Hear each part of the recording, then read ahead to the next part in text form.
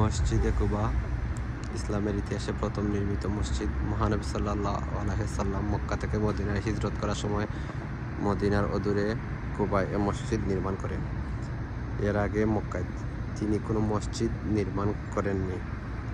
হিজরতের প্রথম দিন কুবা অবস্থানকালে এই মসজিদের ভিত্তি স্থাপন করেন। মসজিদের নির্মাণ কাজে সাহাবাদের সঙ্গে স্বয়ং রাসূল সাল্লাল্লাহু আলাইহি সাল্লাম অংশগ্রহণ করেন।